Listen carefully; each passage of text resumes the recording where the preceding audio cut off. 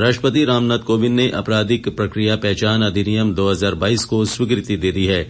इस अधिनियम का उद्देश्य आपराधिक मामलों में पहचान और जांच के लिए अभियुक्तों और अन्य लोगों की माप लेने के लिए प्राधिकृत करना और इनका रिकॉर्ड सुरक्षित रखना है। इसमें उन लोगों के शरीर की समुचित माप लेने की विधिक या कानूनी स्वीकृति दी गई है। वैश्विक पटल पर अंडमान निकोबार द्वीप समूह को एक लोकप्रिय पर्यटक स्थल बनाने के लिए प्रशासन लोगों से फोटो आमंत्रित कर इसके संकलन की मुहिम चला रहा है। द्वीप समूह आने वाले पर्यटकों और लोगों द्वारा खींची गई तस्वीरों को भेजने के लिए मिलियन फोटोग्राफ्स ऑफ अंडमान के नाम से एक पोर्टल बनाया गया है, जिस पर 1 वर्ष के भीतर 10 लाख तस्वीरें संकलित करने का लक्ष्य रखा गया है।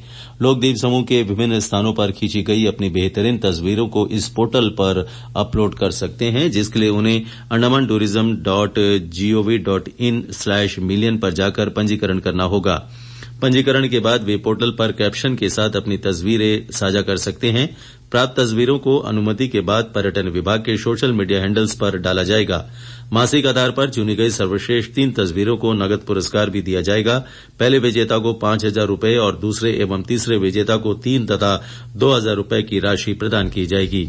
चयन समिति तस्वीरों का चुनाव करेगी। पर्यटन विभाग ने लोगों से पोर्टल पर तस्वीरें अपलोड कर इस मुहिम में बढ़ चढ़कर हिस्सा लेने का अनुरोध किया है। कोविड-19 से लड़ने वाले स्वास्थ्यकर्मियों के लिए प्रधानमंत्री गरीब कल्याण बीमा योजना की अवधि को 180 दिनों के लिए आगे बढ़ाया गया है। कोविड-19 मरीजों की देखभाल में लगे स्वास्थ्यकर्मी और उनके आश्रितों को सुरक्षा कवच प्रदान करने के लिए बीमा योजना की अवधि आगे बढ़ाई गई है। केंद्र ने इस संबंध में सभी राज्यों और केंद्र शासित प्रदेशों के स्वास्थ्य सचिवों को पत्र लिखकर अवगत कराया है।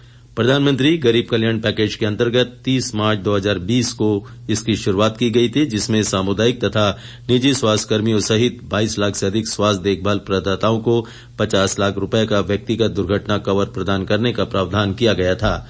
योजना के शुभारंभ से लेकर अब तक 1905 स्वास्थ्यकर्मियों के दावों का निपटान किया गया है, जिनकी कोविड संबंधित कार्यों के लिए तैनात किए जाने के दौरान मृत्यु हो गई थी। कोविड रोधी टीके की दोनों डोज हासिल कर चुके यात्री जिनमें कोई लक्षण नहीं पाया जाता है, उनके लिए दक्षिण और मध्य उत्तर अंडमान जिले के सभी स्थानों पर जाने के लिए अनिवार्य आरटी-पीसीआर टेस्ट की शर्त को हटा लिया गया है। शेष सभी यात्री जिनकी उम्र 5 वर्ष से अधिक है, उन्हें ऐसी यात्राओं के लिए रैपिड एंटीजन टेस्ट से गुजरना होगा। हालांकि निकोबार जाने के लिए पहले की तरह आरटी-पीसीआर की जांच अनिवार्य है। 5 वर्ष से कम आयु वर्ग के बच्चे जिनमें कोई लक्षण नहीं पाया जाता, द्वीप समूह में बिना किसी जांच के यात्रा कर सकते हैं। स्वास्थ्य विभाग ने एक परिपत्र जारी कर इस संबंध में जानकारी दी है। राज्यसभा सांसद रामचंद्र जांगड़ा की अध्यक्षता में संसदीय राजभाषा समिति की पहली उप समिति द्वीप समूह के दौरे पर है। इस दौरान समिति 25 अप्रैल तक स्वराज द्वीप और पोर्ट ब्लेयर में कार्यरत केंद्र सरकार के अधीनस्थ कार्यालयों और अंडमान निकोबार प्रशासन सचिवालय में राजभाषा नीति के क्रियान्वयन के संबंध में निरीक्षण बैठक करेगी। निरीक्षण बैठक के बाद यह समिति 25 अप्रैल को मुख्य भूमि के लिए प्रस्थान करेगी। विश्वविद्यालय अनुदान आयोग यूजीसी ने प्रशिक्षण, संयुक्त और दोहरी डिग्री के शैक्षिक कार्यक्रम प्रस्तुत करने के लिए भारतीय और विदेशी उच्च शिक्षण संस्थानों के बीच अकादमिक सहयोग के वास्ते नियम बनाने का निर्णय लिया है। यूजीसी के अध्यक्ष प्रोफेसर एम जगदीश कुमार ने इसकी घोषणा की। उन्होंने कहा कि ये विनियम 3 अलग अलग कार्यक्रमों प्रशिक्षण, संयुक्त और दोहरी डिग्री से संबंधित है। प्रोफेसर कुमार ने कहा कि भारतीय और विदेशी उच्च शिक्षण संस्थानों के बीच इस तरह की प्रशिक्षण व्यवस्था भारतीय छात्रों को एक बड़ा अवसर प्रदान करेंगी। उन्होंने कहा कि भारतीय और विदेशी उच्च शिक्षण संस्थानों को संयुक्त और दोहरी डिग्री कार्यक्रमों के लिए सहयोग की दिशा में एक समझौता ज्ञापन पर हस्ताक्षर करने की आवश्यकता है। संयुक्त डिग्री कार्यक्रमों में भारतीय उच्च शिक्षण संस्थान डिग्री प्रदान करेंगे।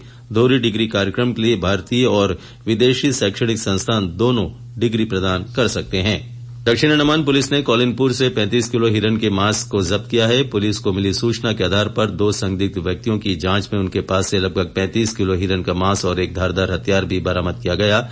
पकड़े गए दोनों व्यक्तियों को वन विभाग को सौंप दिया गया।